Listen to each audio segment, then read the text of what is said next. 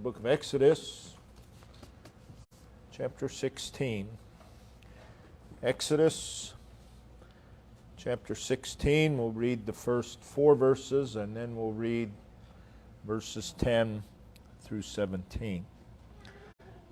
And they took their journey from Elim, and all the congregation of the children of Israel came into the wilderness of Sin, which is between Elim and Sinai, on the 15th day of the 2nd month after their departing out of the land of Egypt. And the whole congregation of the children of Israel murmured against Moses and Aaron in the wilderness. And the children of Israel said unto them, Would to God we had died by the hand of the Lord in the land of Egypt, when we sat by the flesh pots, and when we did eat bread to the full. For ye have brought us forth into this wilderness to kill this whole assembly with hunger. Then said the Lord unto Moses, Behold, I will rain bread from heaven for you, and the people shall go out and gather a certain rate every day, that I may prove them whether they will walk in my law or no. Verse 10. And it came to pass, as Aaron spake unto the whole congregation of the children of Israel, that they looked toward the wilderness, and behold, the glory of the Lord appeared in the cloud. And the Lord spake unto Moses, saying, I have heard the murmurings of the children of Israel. Speak unto them, saying, At even, or evening, ye shall eat flesh, and in the morning ye shall be filled with bread, and ye shall know that I am the Lord your God. And it came to pass that at evening the quails came up and covered the camp, and in the morning the dew lay round about the host.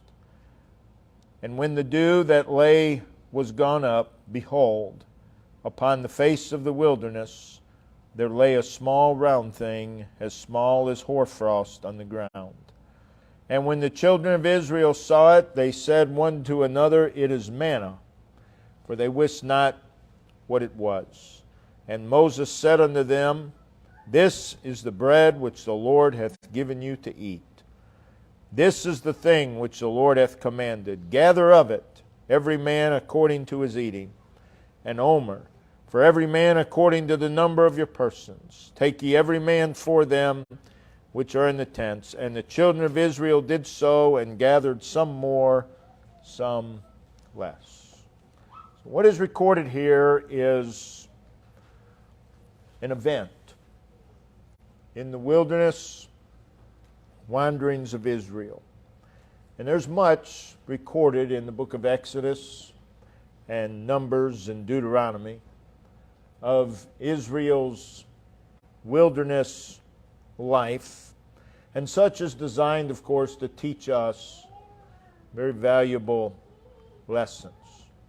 From Israel's time in the wilderness being a type of the world, we see the character of the wilderness, which is the character of the world in which we live. It is an aimless place without direction. It is a place where one can very easily lose their way and end up going in circles. It is a place of great restlessness. It is a place that will leave you with some injuries and some wounds. It is a place that can leave its mark upon you. It is a place that can be overwhelming. It is a place of desolation. It is a place of difficulty. It is a place of strain. It is a place of stress, annoyance, and disturbance. It can be a place of misery and suffering. And it is a place of temptation. In Israel's wilderness life, we also learn much about our depravity, the fickleness of the human nature. We learn from Israel's wilderness life our desperate need of God. And we learn of God's sufficiency in all things. We learn how He guides and protects and provides for His people. He provides in great quantity, and He does so in miraculous ways many times. We learn from Israel's wilderness time the value of God's presence in our journey through this life. And in our text, we see all of these lessons. So again, what is recorded in our text is an event, something that actually happened in the wilderness life of Israel. Though it is an actual event, it does serve as a type. And by that we mean it is a shadow, it is an outline of truth. And we want to take the main thought from what the Lord said to Moses in verse 4. I will rain bread from heaven for you. I will rain bread from heaven for you. Now, reading the text, we know that what the Lord said to Moses was for all the people. It was for the people. Now, notice in verse 4, perhaps the most blessed word in the verse. Then. Then. What a word. Then. It's a word that indicates order. Then said the Lord unto Moses. So then is a word that stresses order. So something had to happen prior to then. And this is what makes it so amazing. Then. And what happened prior to this then is God's people murmuring and complaining. Then, while they were murmuring and complaining, then said the Lord unto Moses, behold, that's a word to get your attention. Introducing something extraordinary, something unique, something marvelous, something wonderful, something of great magnitude. And considering what these miraculously redeemed people were doing, you might expect God to say, behold, I will rain down fire and brimstone upon them. I'm finished with you. I brought you across the Red Sea. And now you're murmuring and complaining. You're griping. But hear what God says. Then, while all this murmuring and complaining was going on, I will rain bread from heaven for you. I will send heavenly bread for you. In the light of the attitude and the spirit of the people, these are amazing words. These are amazing words. But they are our life. They really are. They are words of grace. They are words of mercy. They are words of patience. They are words of God's love and God's care. So the event before us, the then sets the tone. The event before us is an event of God's grace. It's an event of God's mercy, His patience, His love, and His care. I will rain bread from heaven for you. It is I for you. And considering what the people were doing, I for you. That's amazing. I for you. It is from heaven for you. From heaven for you. And again, considering what the people were doing, it's amazing. How blessed we are. The subject today is from heaven for you. From heaven for you. Again, that word then sets the scene. It's a picture of grace and the mercy of God. So let's look at the event before us.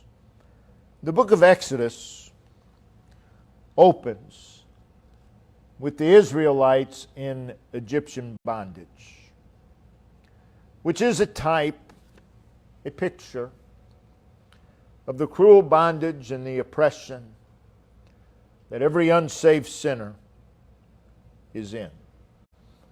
Now, prior to our text, God raised up a deliverer in Moses. So you have the people in bondage, and God raises up a deliverer in Moses. And Moses is a picture of Christ. And in Exodus chapter 12, there is the blood of the Passover lamb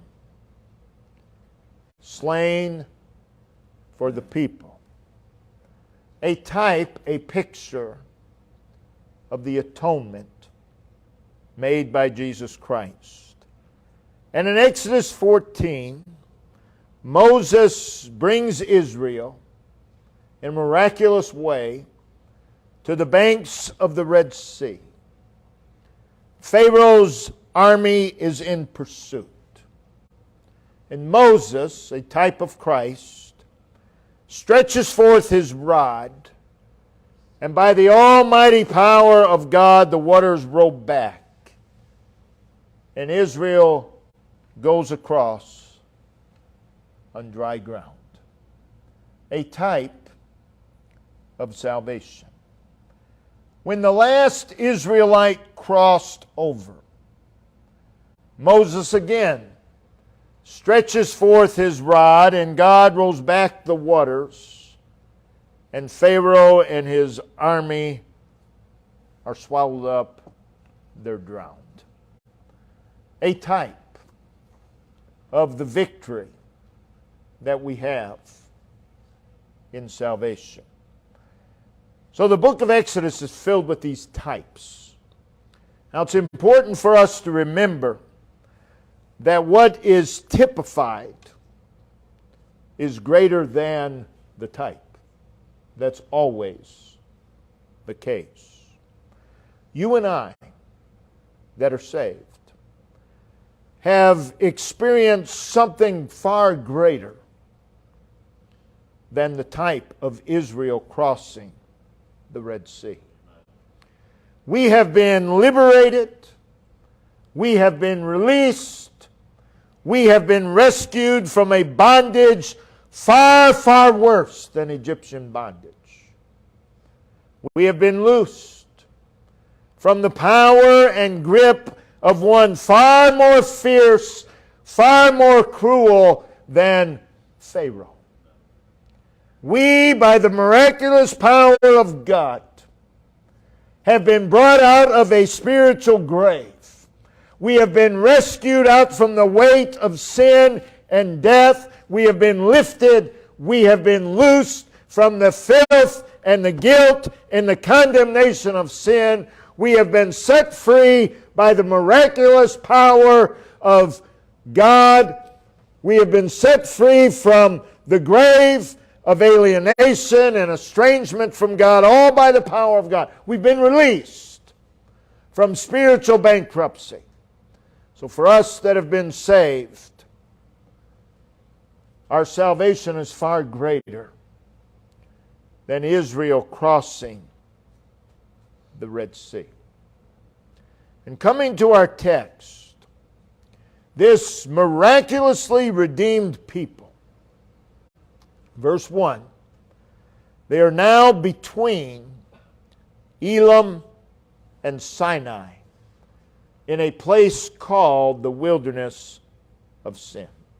So here is a miraculously redeemed people in a wilderness. That's you and I. We have been miraculously redeemed. And we're in this wilderness of the world. In Exodus 15, this very same people, they were thrilled. Once they crossed the Red Sea, they were thrilled. They were excited about what the Lord had done in their lives. They were filled with passion and thanksgiving, and they were lifting up their voices in praise to the one that saved them. They were absorbed and taken up with the one who saved them. But following that, you come to verse 22 of Exodus 15. And now this very same people, they had journeyed for 3 days in the hot and sandy wilderness without water, experiencing the barrenness of the wilderness. And you come to verse 23 of chapter 15, they're weary, they're parched, and they come to a place called Marah. And they're excited because there's water there. But come to find out, the water was undrinkable. And we read in verse 24 of Exodus 15 that this miraculously redeemed people, just 3 days ago, they were thrilled. They were excited. They were praising God. And now we read, and the people murmured against Moses, saying, "What shall we drink?" Then the same God who so miraculously brought them across the Red Sea intervened and made those undrinkable waters drinkable. God did that for them in spite of their murmuring. It was the power of God that did so. He was teaching them, you need me. You need me. He's teaching them, I am your resource. In verse 27 of Exodus 15, God gave them rest at a place called Elim. And coming to our text, they've now journeyed from Elim, and they're in a place, they're between Elim and Sinai in a place called the wilderness of sin. And once again, the resources are depleted. You would think that someone in that multitude would stand up and say, God brought us across the Red Sea. God made the poisonous waters drinkable. God can supply our needs. But that's not what happened. That's not what happened.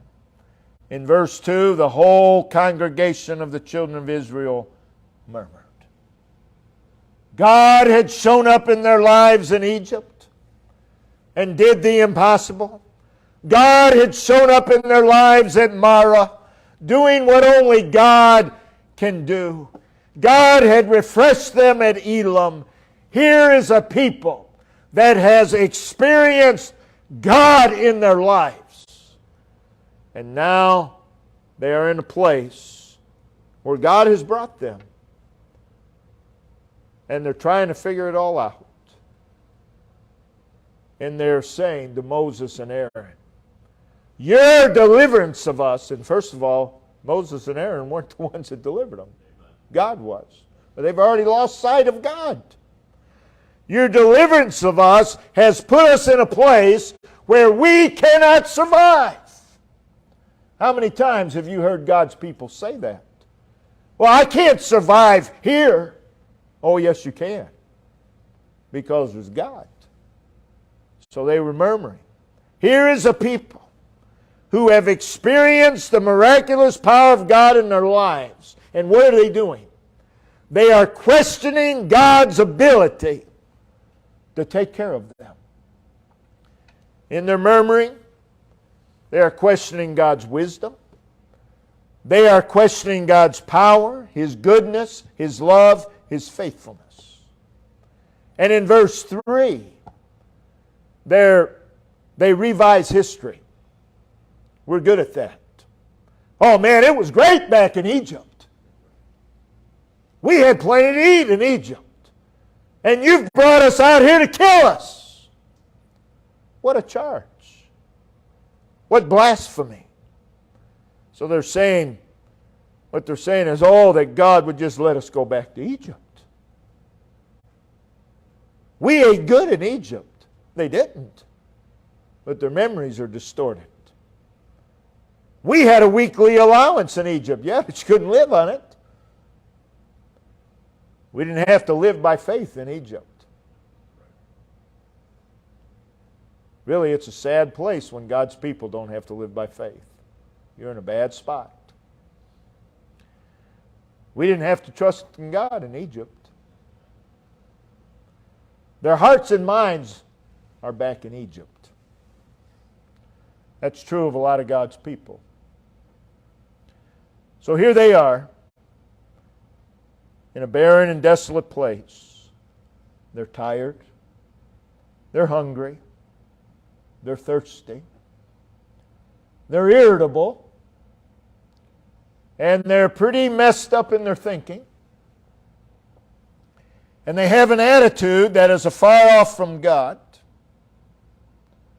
They are a people that are up and down. A people that cannot sustain spirituality for very long. A people with little to none to no spiritual passion and drive. And in the midst of their murmuring, then said the Lord. Then said the Lord. And hear what He says. I will rain bread from heaven for you. Oh, what love and patience that God has. There are none of us here. You do everything you can for an individual, and all they do is gripe and complain against you and make charges against you, and you're not going to say, you know what I'm going to do? I'm just going to give you more. I'm sorry. That's not what we're going to do. We're going to say, we're done with you. You're on your own. You feed yourself. I'm finished. But God would bless them. Not because of them, but in spite of them. And so it is today. Here is a people in what seems like no man's land. And they desperately need help. Then said the Lord. It was no accident that they were in this place. God brought them to this place. And when God did, He knew that their food was going to run out. He knew that they'd be hungry. He knew that they'd be destitute and needy. He knew that they would complain. Then said the Lord to Moses, behold, I will rain bread from heaven for you. So what is God saying? God is saying, I know where you are, and I know all about the wilderness that you are in. I know all about it. And I know it's hot, and I know it's dry, and I know how exhausted you are. I know everything you're going through. But I'm God. But I'm God. And I not only know what you need, I am what you need. I have what you need. Then God said, I will rain bread from heaven for you. Then we come to verse 10, and it came to pass. I will, and it came to pass. Always does. And then verse 10 through 15 records the fact that God did a work in their midst. In verse 10, it's a work connected with the glory of God. I'm going to rain bread from heaven for you every day. And it's for my glory. In verse 12, it was a work in spite of the people. And it was a work of abundance and satisfaction. Ye shall be filled. Ye shall be filled. And it was a work that was designed to cause them to have a greater knowledge of God. And ye shall know that I am the Lord, your God. That's what we need to know. That's what we need to know. I am the Lord. That's all we need to know. I am the Lord your God. In verses 13 and 14, it was a work that was done right where they were. Notice verse 14. That this bread fell upon the face of the wilderness. No long journey had to be taken to receive the bread from heaven. It was accessible. It fell all around the camp. You walk out the tent door, there it is. It was encased in dew. In other words, it was fresh. It wasn't stale. It was fresh every day. We see that it was a small round thing, as small as the hoarfrost on the ground. So it was something that had the appearance of insignificance. Something that, no big deal. But though it was small, there was plenty of it. There was plenty of it. Verse 15, this bread from heaven was beyond natural or common and was incomprehensible to man. They wist not what it was. So they called it manna. Manna means, what is it? What is it? They had no idea what it was. And then notice Moses said unto them, this is the bread which the Lord hath given you to eat. It is not the bread which the Lord has given you to observe and to discuss. God's people like to discuss a lot of things. But to eat. God has given it to you to eat. They were to appropriate it to themselves. In verse 16, hear the instruction. Gather of it every man. God has rained bread from heaven. Go out and gather it. Every individual, gather it. It came right where they were for every man to gather it. And this was so every morning for 40 years. For 40 years. So let's make application of all of this.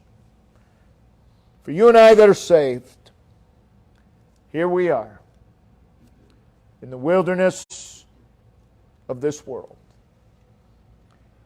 And we, whether we want to admit it or not, are just as fickle as the Israelites.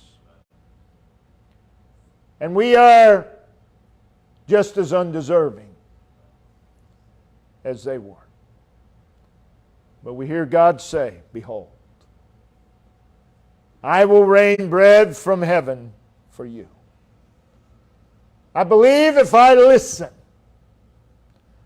I can hear God say every single day of my life, I will rain bread from heaven for you. It'll come right where you are. And it's for you. God is saying, I have something heavenly for you. Do you believe that? Do you believe today that God has something heavenly for you? And He says, I will send it from heaven, what I have for you. Now we don't have the time, but in John chapter 8, John chapter 6, Jesus is the bread of life. And He identifies Himself with this manna. He says, I am the bread from heaven. The Lord has something for us in Jesus Christ every day. Every day. There isn't a day in my life when God doesn't have something for me in Jesus Christ. Now, not all of Israel's days were the same, nor are ours. There can be a wide spectrum of activities, a wide spectrum of occurrences on any given day. But none of that matters, because God says, I have something for you today. And I will rain bread from heaven for you. For you. Regardless of the day, I will for you. Regardless of the circumstance, from heaven for you. Again, life consists of a great variety. And the events of life can change suddenly and drastically. Our whole life can change suddenly and drastically. But when that happens, listen and hear the Lord say, I will rain bread from heaven for you. I will for you. And then hear Him say in verse 4, go out and gather. I will do it. Now go out and partake. Verse 16, gather of it. God knows us individually. He knows our circumstances. He knows our cares. He knows our burdens. He knows our difficulties. He knows every obstacle in your way. He knows your every struggle. He knows your condition. He knows your need. And He said, I will rain bread from heaven for you. And what He has for us will cause us to see the glory of God and to know that He is God. Every day, I need to be more persuaded He is God. He is God. I don't know what's coming later on in the day. I don't know what's coming tomorrow, but I do know that He is God. But I need to know that more and more and more. He is God, because that's what will get you through. He is God. We have this crippling and debilitating tendency to only behold the wilderness that we find ourselves in. But God did not say, behold the wilderness. He said, behold, I will rain bread from heaven for you. Get your eyes on me, God is saying, because I have what you need. Don't be oblivious. Whatever wilderness you're in, don't be oblivious to what is there for you from God. We miss it many times. we trample upon it. You see that Israelite, when he opened his tent door, there's the manna. He can either stoop and gather it or walk right over it. He could do either one. And sadly, we walk right over it many times. There it is! It's right there! And all we can see is the wilderness out there, and all we have to do, there it is. God has put it there for us. For our good, for our benefit. It'll get you through the day. Oh, I don't know if I can make it through this day. Sure is starting off bad. Look for what God has rained from heaven for you. There's something there. Gather it. Gather it. God has something for us in Jesus Christ. To gather it, they would have had to stoop down. They would have had to bend over. Perhaps they would get on their knees to gather. But whatever you have to do, gather it. Gather. Whatever it is you have to do, gather it. Receive it. And then you don't just bring it into your tent and set it on a shelf. You eat it. You take it in. That Israelite, he could bring in that manna, set it on the table, go out through his day and say, man, I'm just starving to death. God left you food. Partake of it. Partake of it. It's right there.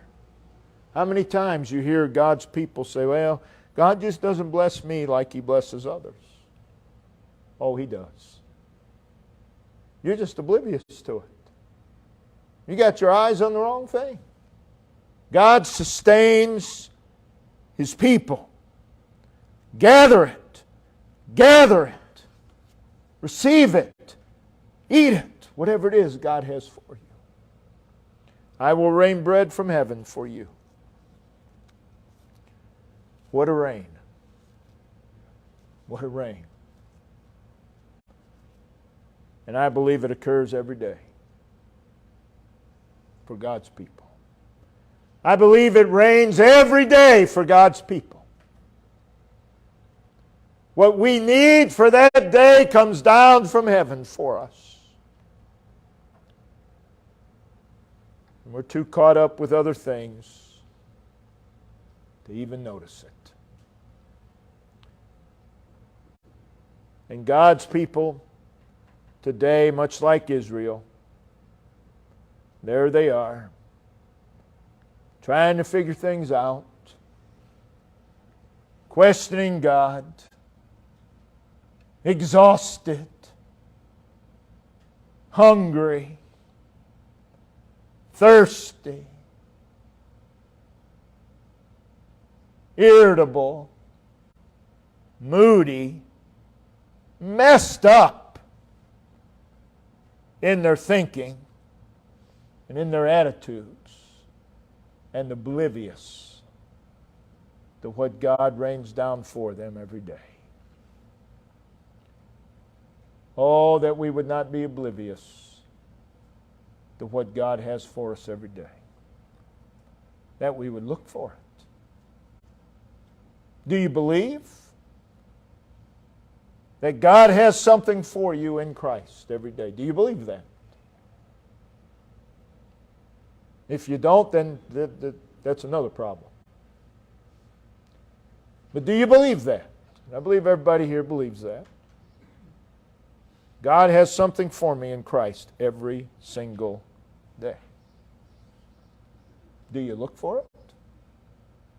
Well, you got to understand, I don't have time. You mean to tell me that you know God has something for you every single day, that'll bless you, that'll change your life, that'll change your day, and you don't have time?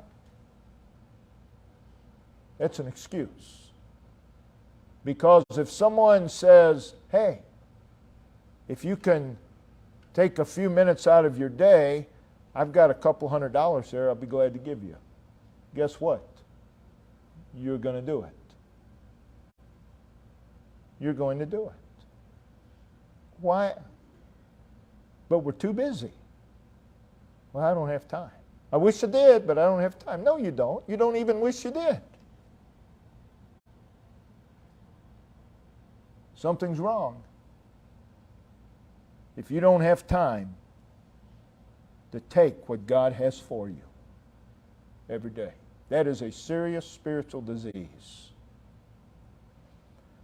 We need that which will cause us to know every day, He's God. He's God. What are we doing with what God rains down for us every day? Trampling upon it? You can trample upon it unawares because you're not looking for it. Worse yet, you can trample on it on purpose. Either way, one's worse than the other, but either way, you same result. You trample on it, you don't receive it. And you go on living your life like that.